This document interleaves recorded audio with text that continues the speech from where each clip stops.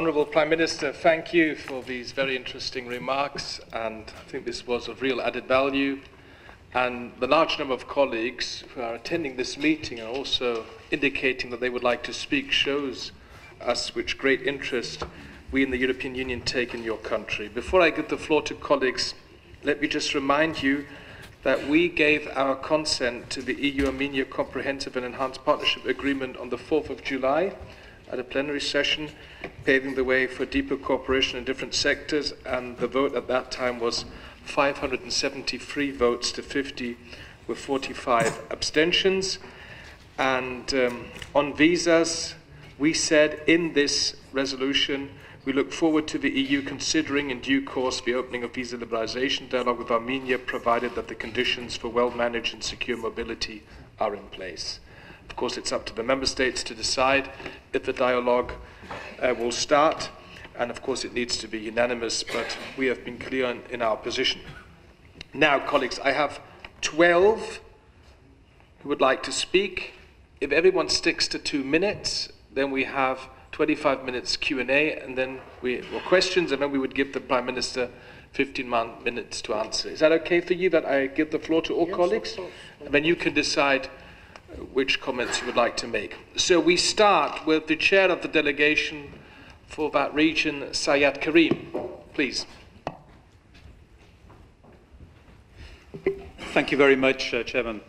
Honourable Prime Minister Pashinyan, Deputy Prime Minister, Foreign Minister, it gives me a tremendous amount of pleasure on behalf of my delegation and my colleagues throughout this Parliament to be able to welcome you here today.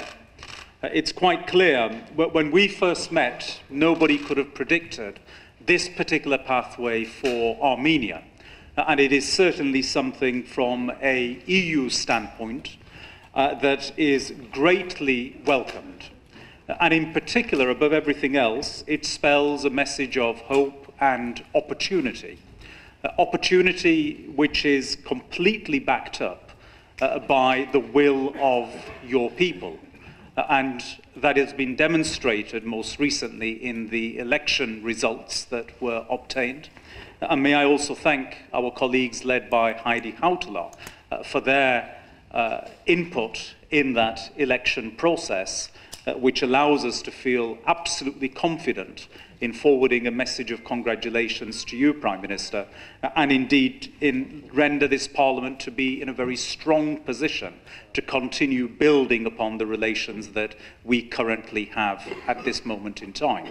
I want to make 2 or 3 very brief points after that opening remarks. We have really now a unique opportunity, as I said, and it encompasses internally for Armenia, it encompasses the regional opportunities, and indeed relations with the European Union. Please rest assured, Prime Minister, as Honourable Chairman David McAllister pointed out, the overwhelming vast support of this House sends a very clear message to our sister institutions, who quite rightly provided the same support for progress of SEPA through the EU institutions, that our member states, we believe, will carry on with their process of ensuring that they do their rightful duty to provide the ratification processes that are required, so we can further deepen that relationship in the way that we seek to. Internally, I've gone over my time. Okay, I'll be very, very quick indeed then in that case. Thank you very much. Then let me just make 1 or 2 comments about the regional situation. Prime Minister, you are quite right. Whilst the borders remain closed, the economic opportunities and the security of Armenia simply does not have the type of support that the people of Armenia would want their government to secure before real progress can be made in other areas. On that, I think you will find that the European Parliament, based upon its previous resolutions, is able to continue giving its support. I will finish with that now. Thank you, Syed Karim. And now we come to the speakers along the political groups lines. We begin with Mr. Turkish for 2 minutes from the EPP. I welcome the positive development following the December 2018 parliamentary elections and read the report of the Election Observation Mission as presented by colleague Mrs. Heidi Hautala. In this spirit, my country, together with the European Union, supports Armenia's European future, and we look forward to continuing our work in this regard. We support the country's reform efforts, essential for further cooperation. Considering that there have been positive developments, I believe it is time that we consider supporting the opening of dialogue on visa liberalization, which has already been granted to your neighbors in Moldova and Georgia. Yet, in order to support this, a long list of criteria still needs to be fulfilled, which require that you, Mr. Prime Minister, follow through the commitments your government has taken. I wish you all the best and the continuation of your efforts for the democratization of your country. God bless you. Thank you, colleague Turkish. For the S&D Group, Claire Moody.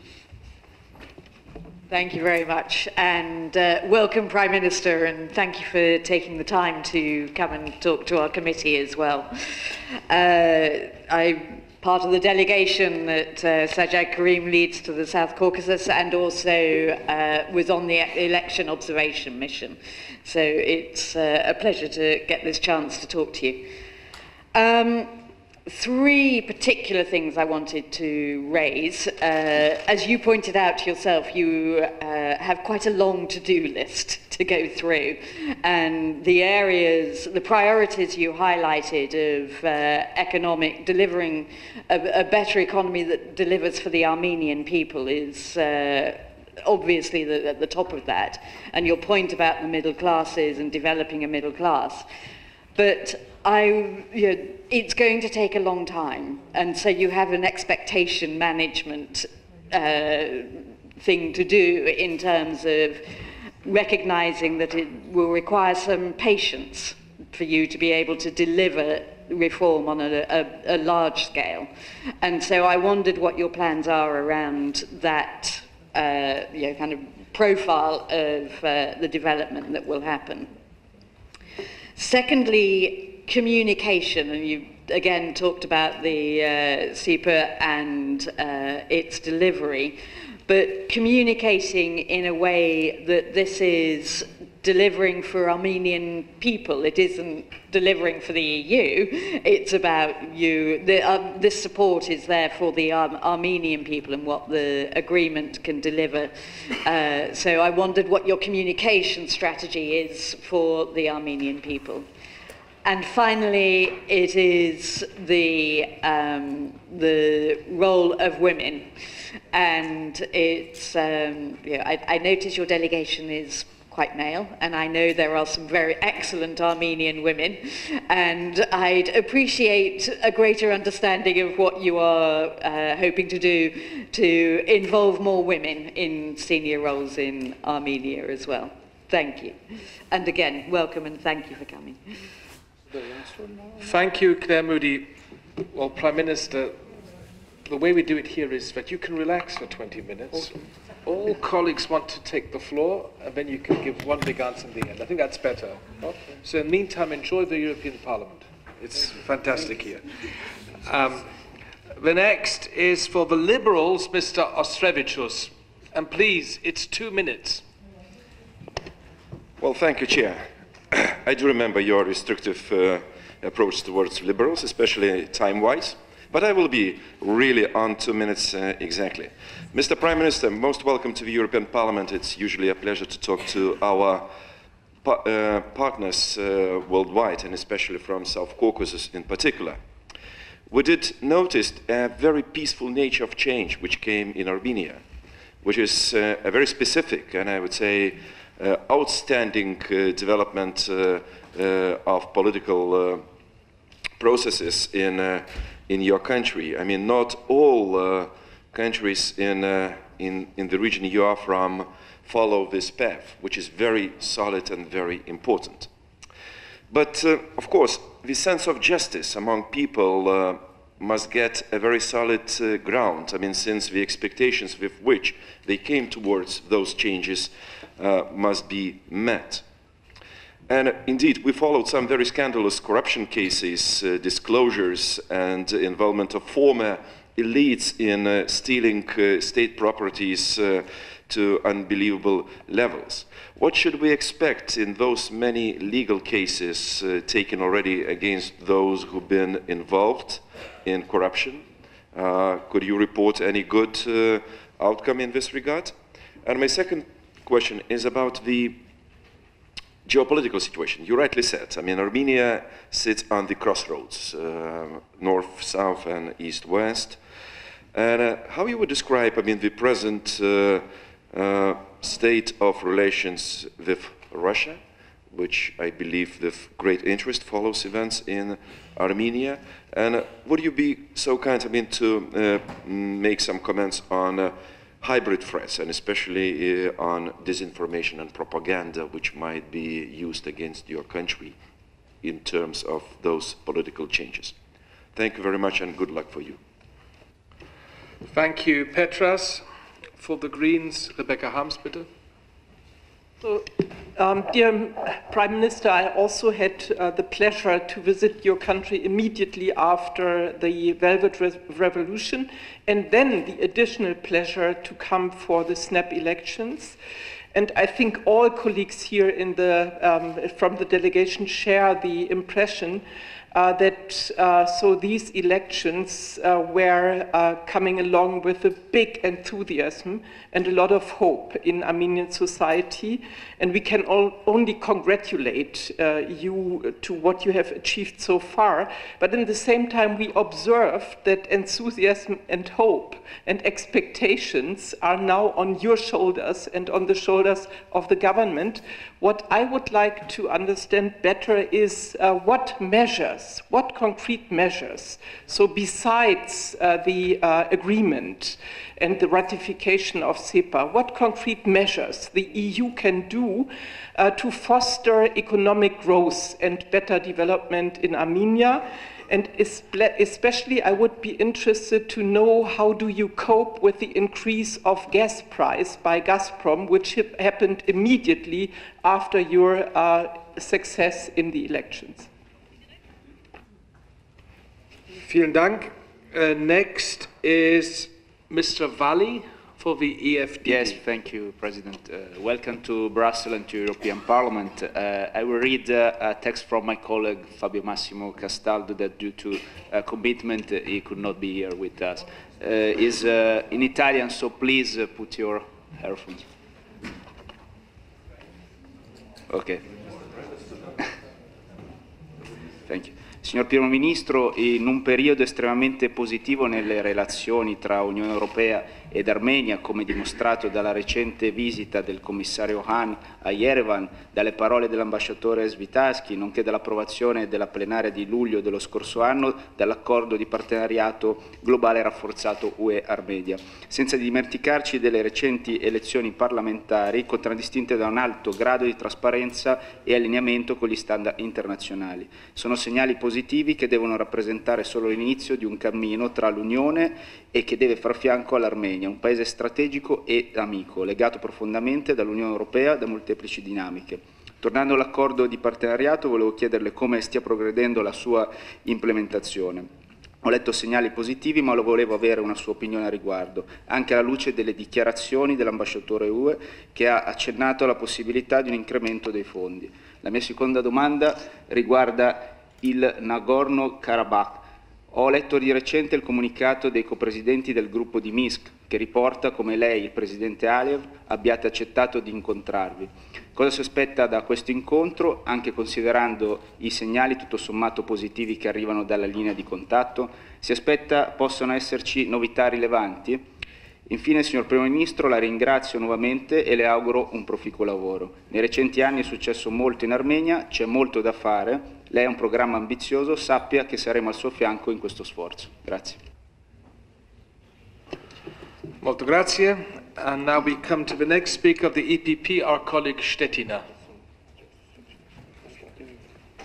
Děkuji, pane předsedající. Dámy a pánové, prosím, také si vemte sluchátka. Vážený pane premiére, vítejte u nás. Vy jste zmínil události, které u vás nastaly. Já bych chtěl vysoce ocenit politickou kulturu arménského národa, který převrat provedl tak civilizovaným způsobem. A jsem rád, že se převrat v Arménii někdy také nazývá sametovou revolucí, Velvet Revolution, neboli rusky barchetná revolucia. Já jsem sám Čech a je mi potěšením, že jste převzali to jméno od naší sametové revoluce. Vy jste také mluvil, pane premiére, o Náhorním Karabachu. Chtěl bych vám říci, že to byli právě Arméni. A byli to Arméni z výboru komitet Artsach, z výboru Artsach, kteří zahájili vlastně rozpad Sovětského svazu. A ještě mnohem více. Byli to právě představitelé výboru Artsach, kteří už v roce 1988 přijeli do Československa a položili květiny na místo, kde se upálil na protest proti sovětské okupaci náš národní hrdina Jan Palach. Byli velmi stateční ještě za doby Sovětského svazu. V 88. roce to udělali. Byli vůbec první sovětští občané, které se k té okupaci jasně vystavili. A právě Náhorního Karabachu se týká můj dotaz. Můj dotaz je, proč ještě Arménie neuznala Náhorní Karabach. Děkuji za odpověď.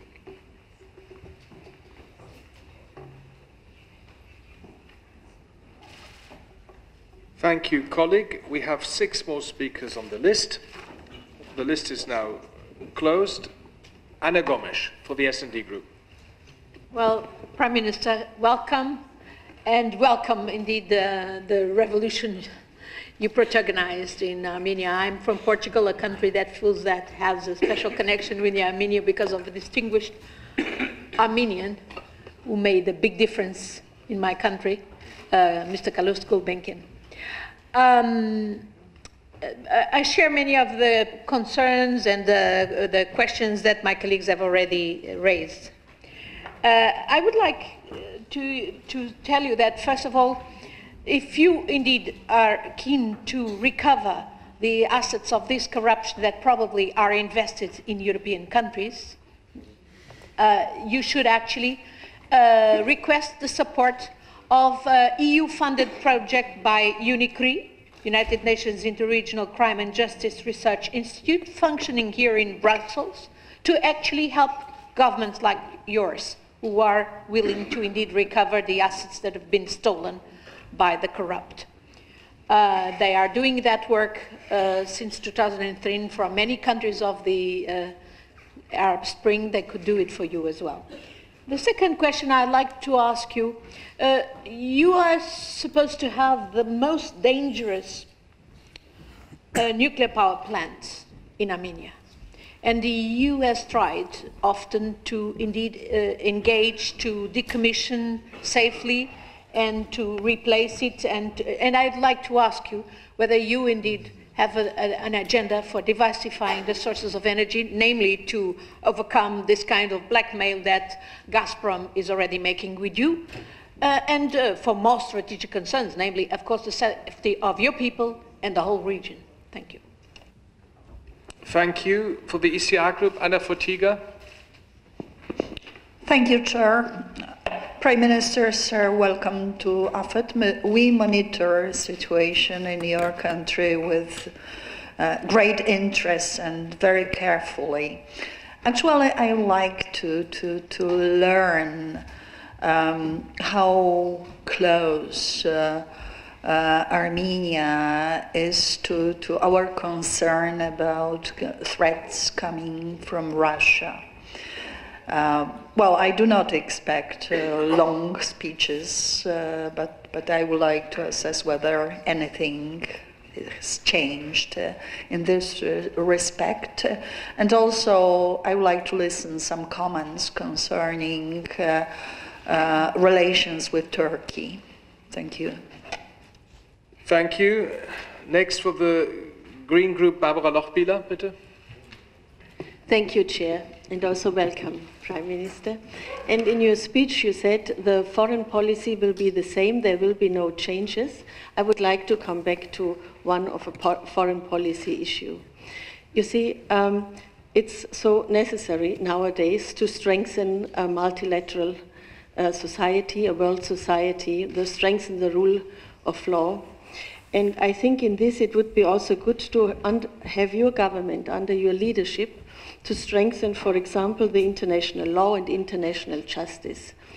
And would you be able to engage to ratify, for example, the Rome Statute, the International Criminal Court, which is also part of the EU? There's an ICC clause in the partnership agreement. Thank you. Vielen Dank. Next speaker, Helmut Scholz, Entschuldigung. Danke, Herr Vorsitzender. Auch von mir ein herzliches Willkommen an den Premierminister. Sie haben vorhin ausdrücklich und ausführlich darüber gesprochen, und sehr eindrucksvoll von dem Zusammenhang zwischen demokratischer Entwicklung in Ihrem Land, sozialen Aspekten, Stärkung des bürgerschaftlichen Engagements und der Armut. Und vielleicht können Sie noch genauer ausführen, welche konkreten wirtschaftlichen Schritte würden Sie jetzt vornehmen in den nächsten Monaten und im nächsten Jahr, um wirklich diese Armut zu überwinden, weil das ja auch eine Grundlage für Korruption sein kann und ist, und wie insbesondere der Sektor der kleinen und mittelständischen Industrie in Armenien, aber auch die landwirtschaftliche Produktion gestärkt werden kann. Danke. Danke, Helmut Scholz. Nächster Redner ist Michael Gahler. Yes, thank you very much, Prime Minister, and also welcome from my side. I think all of us wish you well in your enormous tasks that you have ahead of you. The treaty that we have concluded with you deliberately takes care or takes note of the fact that you, well, have to stay or you are inside this Eurasian customs union. I have a quick question in this regard. Does this customs union with Russia mean that actually all your goods that you can export to Russia, is that free of any customs duties? Is that a free market for you at least? That refers to the customs union. The other aspect of the treaty, we are more focusing on, well, the political parts or rule of law and these issues that any country in transformation should focus on. Now, you were quite optimistic, and I have my sincere doubts when you said, well, there is no systemic corruption anymore. Well, I would wish it were so. Perhaps it's other people who have been waiting to get a hold of the gravy train, but I would really doubt that there are no temptations in this regard. Insofar, my question is, as we have quite an experience in helping transformation countries in getting their agenda done, where would you focus on with regard to the cooperation? Is it the justice reform? Is it public procurement? Is it, for instance, reforming the customs administration?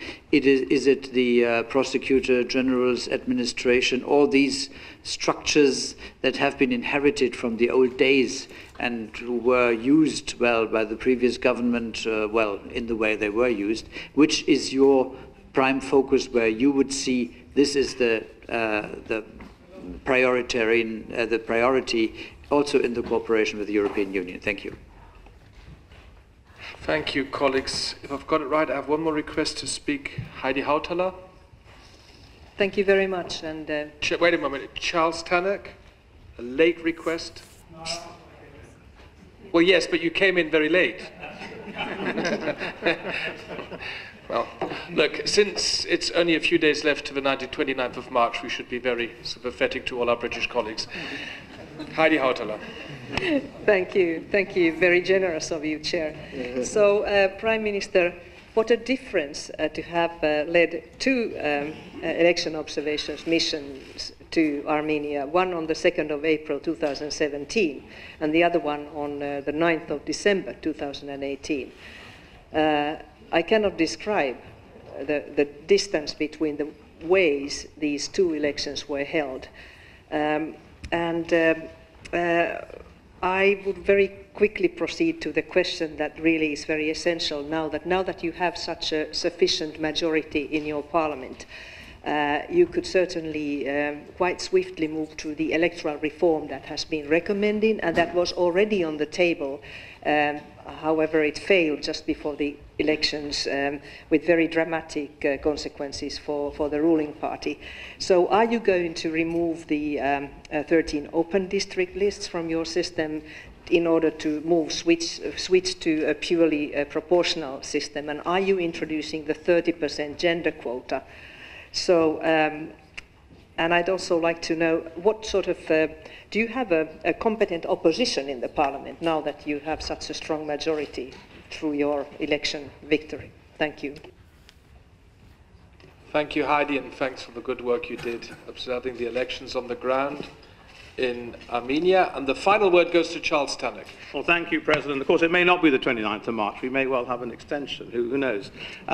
My question to, first of all, congratulations, Prime Minister Pashinyan, on what I saw as real democracy and people power in play in your country, with whom I've had very strong friendship and relations over many years in this parliament. In fact, I was Vice President of the Friends of Armenia in the previous parliament, and I was one of the strong advocates that we needed to have a CEPA-type relationship, given the fact that you had to abandon the DCFTA when you signed the Eurasian Economic Union Treaty.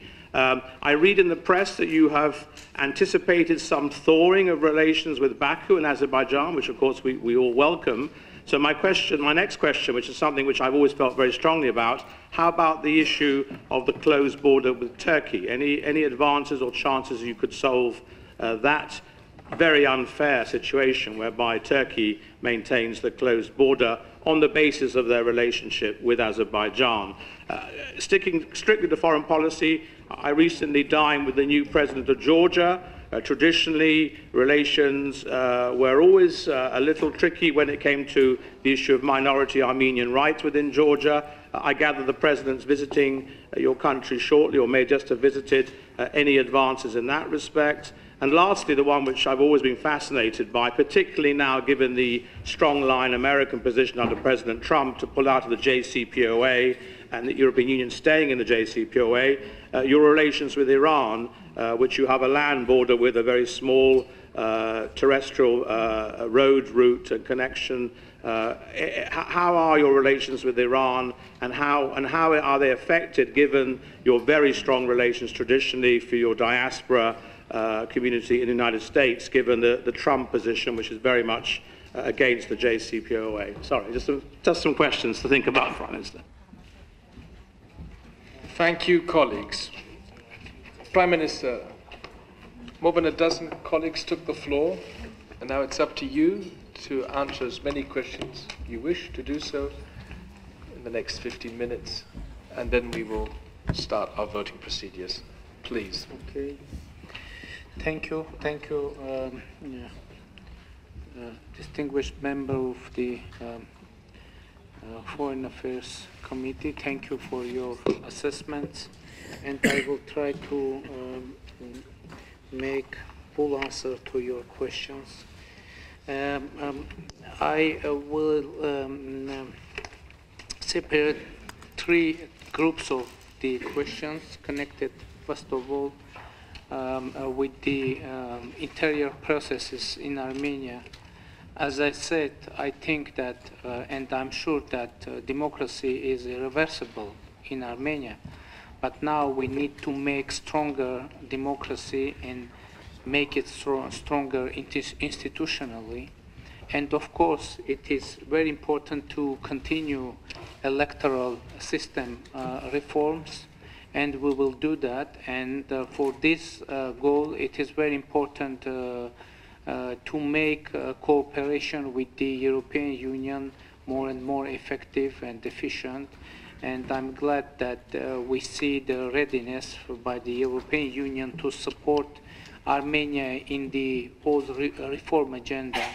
And I would like to stress frankly and directly that we are going to fully implement the SEPA, because I think it fully matches with our current agenda, interior agenda, and with our aspirations. As far as anti-corruption activities are concerned, I should say that it is very important for us because we need to make real rule of law in our country, and it isn't possible without fighting corruption.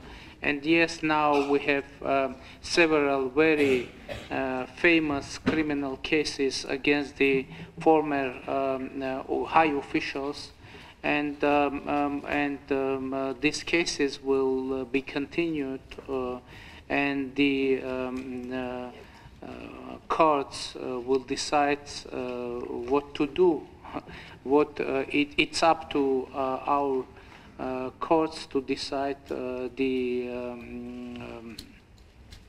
destiny of these cases.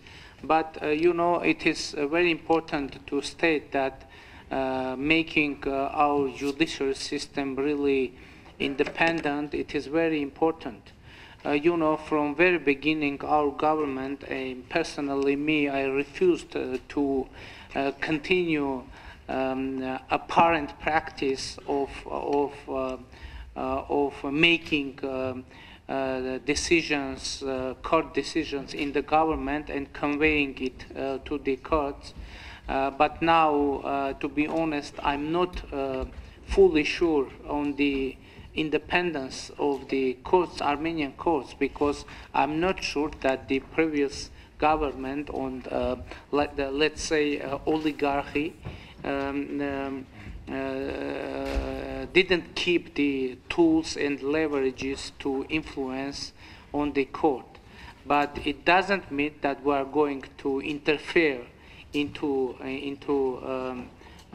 court's affair. It means that we are determined to have real reforms to make our judiciary system really free and independent. And there was a question about the stolen assets recovery, and it is very important for us. And of course, we count on European Union support on this matter, and we hope that we will be able to create some real efficient cooperation with the European Union.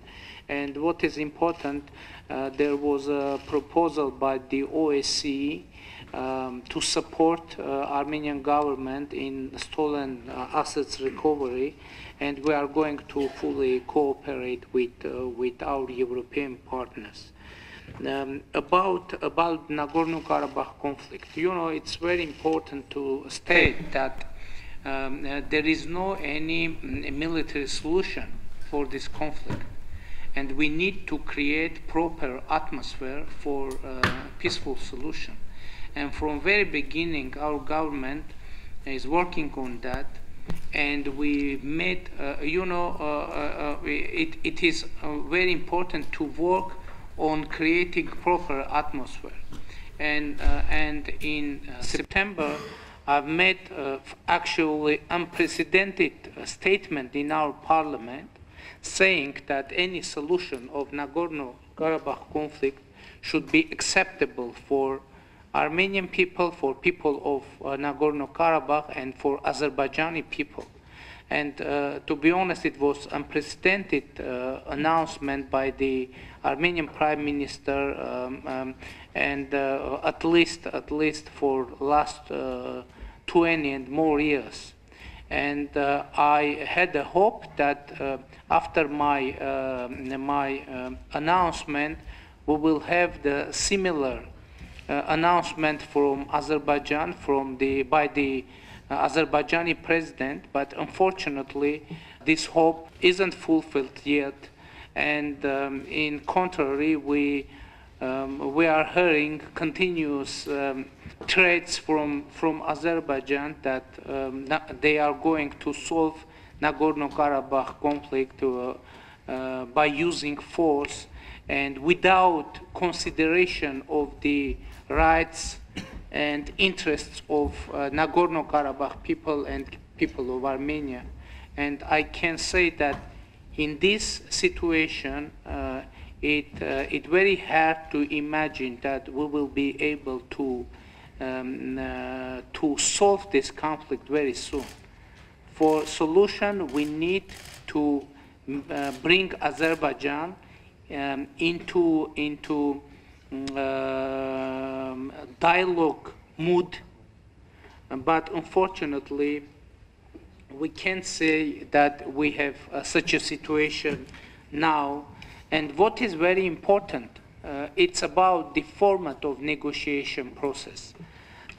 You know, it is internationally recognized that Nagorno-Karabakh conflict has three sides: Azerbaijan, Nagorno-Karabakh, and Armenia, and it was internationally recognized in 1994 OSCE summit in Budapest. But in fact, we have only, not now, but until now, we had only two parts around the negotiation table, and we, unfortunately, Armenia and Azerbaijan made negotiations without Nagorno-Karabakh. But problem is that previous leaders of the Armenia, they were from, they are deriving from Nagorno-Karabakh, and maybe they considered that they can represent Nagorno-Karabakh as well. But I'm not from Nagorno-Karabakh, and I'm Prime Minister of Armenia, and I'm not Prime Minister of Nagorno-Karabakh, because people of Nagorno-Karabakh, they aren't participating in Armenian elections, they aren't citizens of Armenia. So I can, I would do that, will do that. I can negotiate on behalf of Armenia, Republic of Armenia, but I can't negotiate on behalf of Nagorno-Karabakh. So the second step is to create proper format of negotiation that will bring us to the substantial negotiations. And I would like to insist that it isn't possible without engagement of Nagorno-Karabakh into negotiation process. And as far as Russia is concerned, you know, the good news is that European Union doesn't pose any geopolitical conditions in the relations with Armenia, because our cooperation agenda with the European Union, it is fully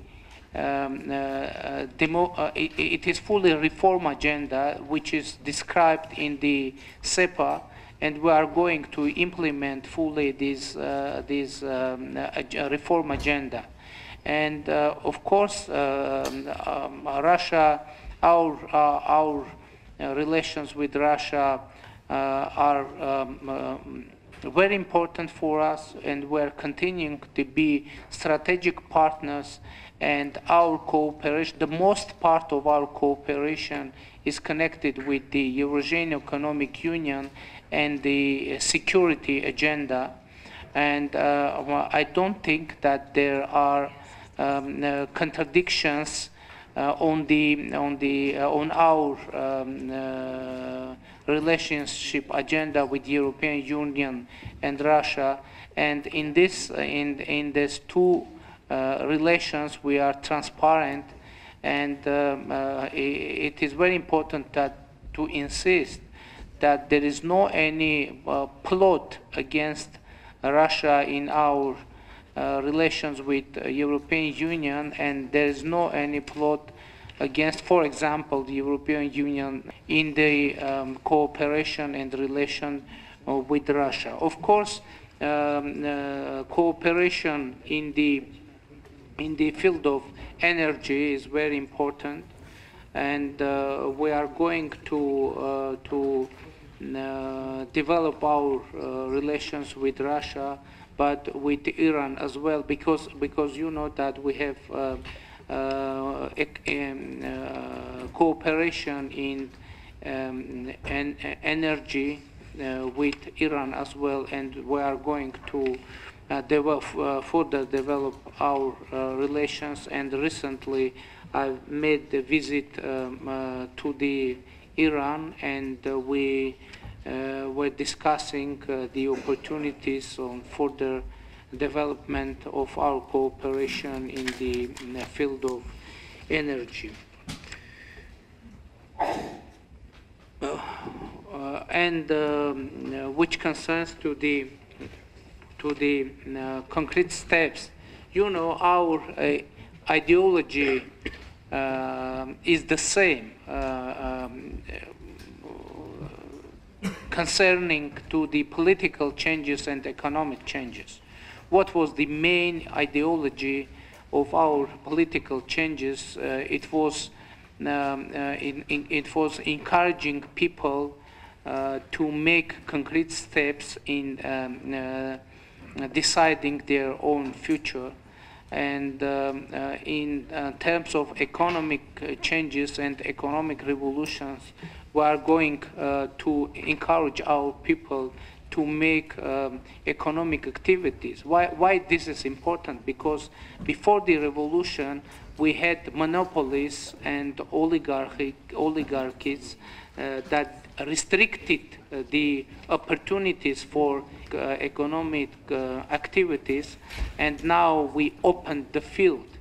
And now we are going to make level playing field, which is very important. We are going to reform our tax code and to support our small and medium businesses, and we are going to create a new niche in our economy named microeconomy, and we are going to free these people from taxes, and we are going to make regulatory simplifications to make our investment climate more and more attractive for foreign investments, and which is very important. We are going to make to develop our infrastructure, etc. My time is ending, and for all this agenda, of course, it's very important to have support, technical and financial support by the European Union, and advisory support, why not, and to make our democracy stronger institutionally, economically and politically.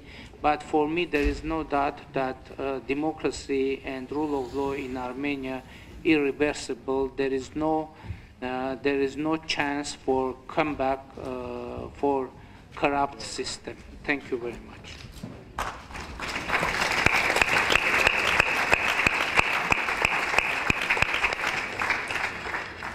Prime Minister Pashinyan, let me thank you on behalf of all our colleagues for coming. I thought this was a very valuable exchange of views.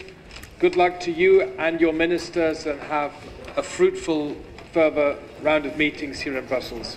God bless your work. Thank you very much.